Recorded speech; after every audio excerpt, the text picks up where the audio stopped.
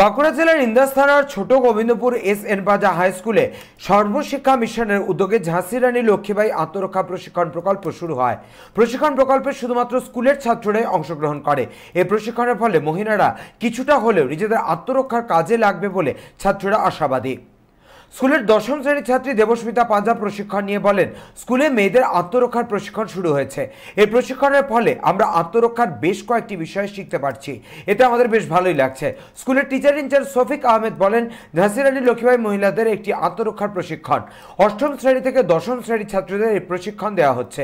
প্রতিকূল পরিস্থিতি থেকে নিজেদেরকে তারা কিভাবে রক্ষা করবে তারই প্রশিক্ষণ চলছে। সপ্তাহে একদিন করে 2 মাস ধরে এই প্রশিক্ষণ চলবে বলে তিনি জানান। এখানে মেয়েদের আত্মরক্ষার প্রশিক্ষণ দেওয়া হচ্ছে। আমরা 2 দিন শিখেছি, আমরা অনেক কিছু শিখতেও পারছি এবং আমরা ভালোভাবে প্রশিক্ষণও নিচ্ছি। আমাদের এটা খুব ভালো লাগছে। ম্যাম আসছে যেহেতু আমাদেরও খুব ভালো লাগছে আর ম্যাম ভালোভাবে শেখাচ্ছে। ঝাঁসি রানী লক্ষ্মীবাঈ আত্মরক্ষা প্রশিক্ষণ, তো এটা এখন 2 মাস ধরেই চলবে।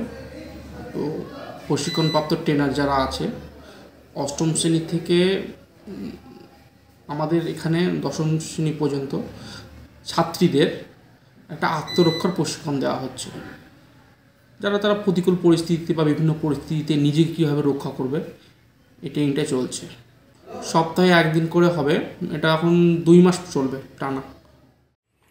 বিষয়টা হচ্ছে রানী লক্ষ্মীবাঈ আত্মরক্ষা প্রশিক্ষণ সমগ্র শিক্ষা মিশনের অধীনে বাঁকুড়া জেলার প্রায় সমস্ত স্কুলকেই একটা 5,000 টাকা করে গ্র্যান্ট দেওয়া হয়েছে।